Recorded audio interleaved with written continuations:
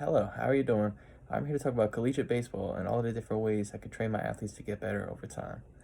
Well, the movement patterns involved in baseball are the squat, the hinge, the push, the pull, rotation, and anti-rotation movements. All of these work together simultaneously to perform different actions and different movements for the game of baseball. Well, the muscles that are involved are the rotator cuff muscles, the deltoids, the lats, the biceps, the triceps, trapezius, pectoral muscles, quads, glutes, hamstrings, hip flexors, and infraspinatus. You said they say every single muscle group is actually used during this. It's not really a single muscle group that isn't. Baseball is really a diverse muscle group needed. Well, some planned exercises I could do is different squat variations or deadlift variations. Also, bench press is also the incline bench, the decline, or the fat bench press. There's many different options you can have there. Well, I would also like to do the dumbbell shrugs because I feel they are awesome for the shoulder activation and delts.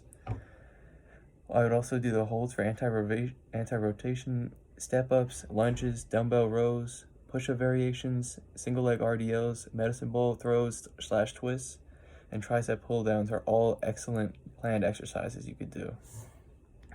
Just wonderful for the athlete to build strength or whatever he's trying to get, or she. And the energy system that is mainly used during baseball is the ATP PCR system. And this system mainly focuses on high intensity, quick bursts, extreme power output. As you can see, Aaron Judge hitting a monster home run. Extreme power, all in that 1 second, very quick. And the purpose of the warm up is to actually increase the heart rate, have it bumping, keep the blood moving so the athlete is more ready to go. And this actually activates the connection between the nerves and the muscles, which improves the efficiency of the movement. And this will also increase the range of motion, maximize performance, and decrease the potential for injury. So it's clear that a warm-up is very important. And test sequencing, you want to go from less fatiguing test to most fatiguing test, which is non-fatiguing test, agility test, max power and strength test, sprint test, local muscular endurance test, fatiguing anaerobic capacity test, and anaerobic capacity test. Well, firstly, I would start out with a change of direction speed, like agility test. And what I would do for that is the shuttle test. I really am a fan of the shuttle test because it will pinpoint the athletes who will need the most help, because it'll show the exact change of direction speed. It'll show me exactly the numbers, like who's the fastest, who is the slowest. And it'll have a direct correlation to in-game movement, because in baseball that is fielding right there, cutting back and forth. And in order to perform this test, it's very simple. All you need is 2 cones in a large space.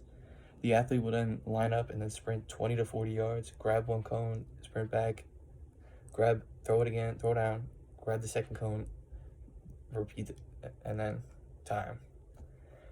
And then the athletic test I could use for strength is for max strength is a medicine ball toss, because the medicine ball toss is great for strength and explosiveness, which is for baseball, because baseball is just extreme explosiveness. And all you need to perform this is grab a medicine ball with all your strength and explosiveness, throw it as far as you can possible, and then we'll measure how far it goes. And then over time, you want to see it get more and more as you get stronger and stronger. And this is also like a very similar movement pattern I've seen. It's like the swing of a bat. So it's very important for baseball, because muscular strength plays a significant role in sports performance. And an athletic test I could do for explosiveness is the standing broad jump. It's actually very important for baseball, because it'll reveal your lower body's capacity for explosive power, strength, and balance, which is extremely important in baseball for sprinting to the base, or the lower body twist that you would need in a swing. And explosiveness is displayed very often in the game of baseball. And this test would really give me a better comprehension of which athletes need the most help with their explosive movements, and which wouldn't need as much, so I could back off them, have them do something else. And the only thing you would need to perform this test is just stand with your feet shoulder width apart, bend your knees, explode out and then measure the distance where you landed. You wouldn't need too much, just a measuring tape. And then an athletic test I could use for max power would be a 1 rep max deadlift. And a 1 rep max is actually the gold standard for max power tests, because it'll test the true max of a person's ability. And then knowing this fact would be huge for exercise prescription, because it would identify right away the strongest and the weakest athletes in the bunch, so I could know which athletes need more hands-on strength training and which would not need as much. So it would be wonderful. And then to perform this test, you would need a barbell, and then load it up with the weights, and then with your feet shoulder width apart, hinge at the hips with your knees slightly bent, keep your back flat at all times and the core tight, and then pull the weight up to the hip area. And then athletic tests I would use for speed, to test the athlete's top acceleration, is a 40-yard dash. The 40-yard dash is a crucial element in baseball, because when tracking down a ball or a sprint to the base, they need to be as fast as possible. So because if you're not fast enough, you might not get the ball, you might not be safe, you might be out.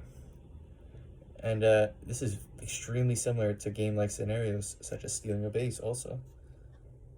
And then knowing this it should be a true help for me, because you would know exactly which athlete is the slowest or the fastest in the team straight away pretty much.